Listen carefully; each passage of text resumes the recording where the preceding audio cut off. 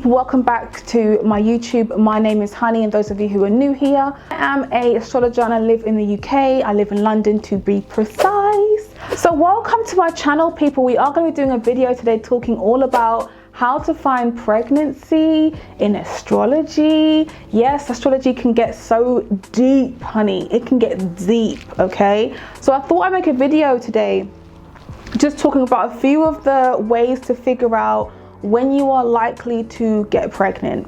And I literally tweeted about this like yesterday, and it's gone all over Twitter. You know, people who are not into astrology, oh, you lot are crazy, you guys have mental health.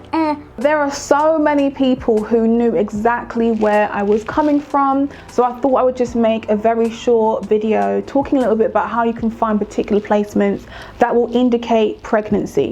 When we think about pregnancy, we must go to the moon. The moon is the best place to figure out when you are likely to have a child. I'm going to start by talking a little bit about women, and I'll go into men afterwards, okay?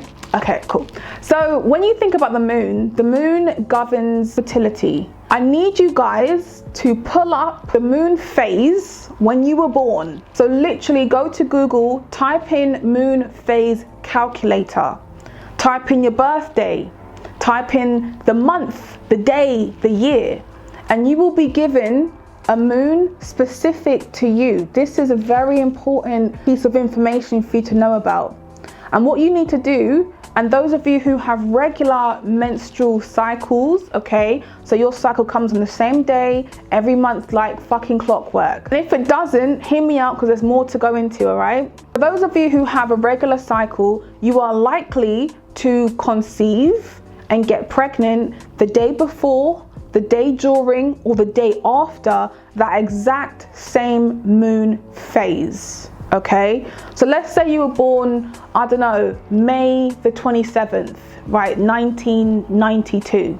And there could have been, I don't know, a waxing gibbous moon. Every single month, that moon has to come into waxing gibbous every single month at some point in your cycle. During that time is when you are supposed to be at your most fertile moment.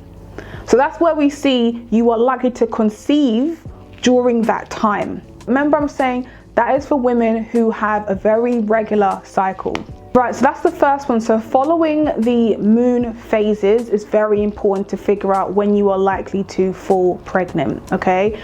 And most women tend to ovulate, you know, I think it's about 13 times a year. 13 times a year. Not everyone ovulates, right? Especially the Uranus aspecting moon people. So what happens to you guys? Because Aquarius moon, Capricorn moon, Uranus aspecting your moon, you guys are going to have a very irregular menstrual cycle. So how can you encourage ovulation every single month?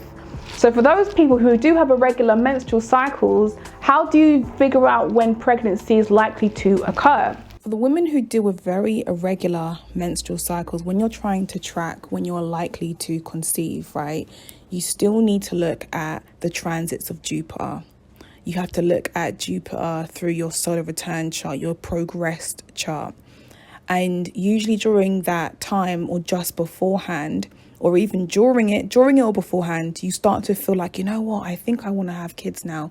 Let me start investigating what's happening with my body. Let me just see if everything is okay.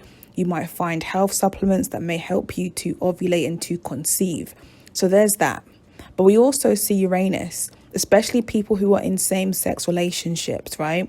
For example, artificial insemination, IVF treatment as well.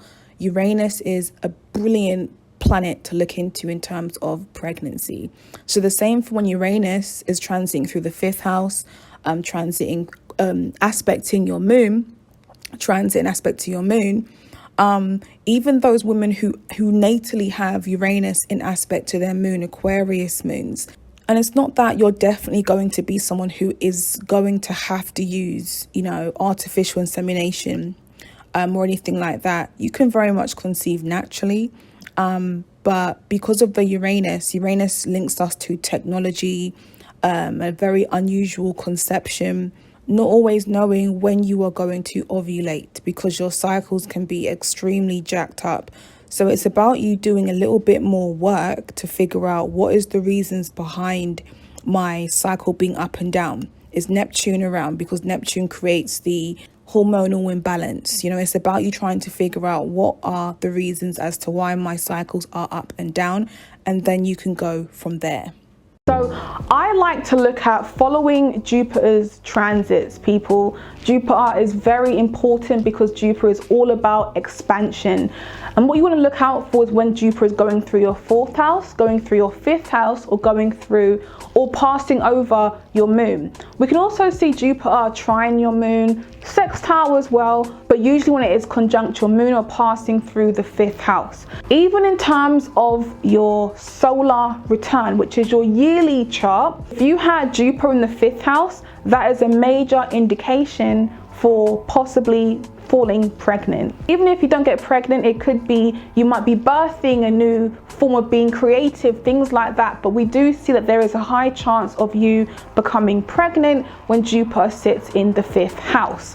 Now, if we put your solar return chart, right, on top of your natal chart, and the 5th house in the solar return chart is placed in the 1st house. So let's say the 5th house is in Cancer, right, in your solar return chart, but your ascendant natally is in Cancer.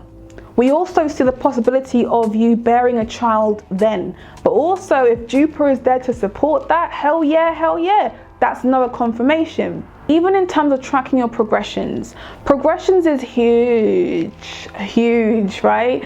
Progressions relate to where we are at this exact moment in time. And whenever I see the moon in the 10th house, moon in the 5th house, moon in the 1st house as well, think of the 10th house as where we're aspiring to be, where we want to grow to, right?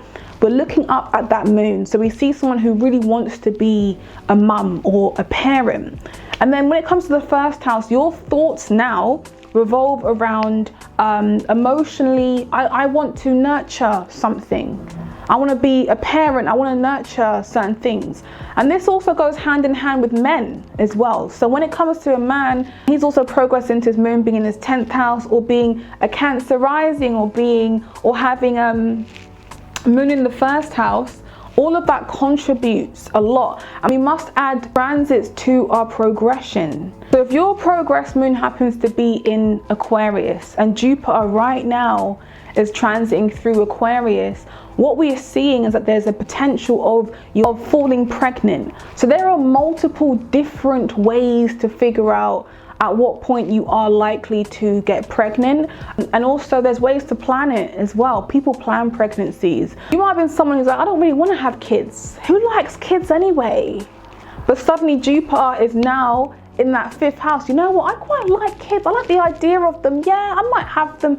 We see you suddenly warming to the idea of having kids, or kids happen to be more of a part of your life. Do you get what I mean? That is my video on how to find pregnancy in astrology. All right, take care people, bye.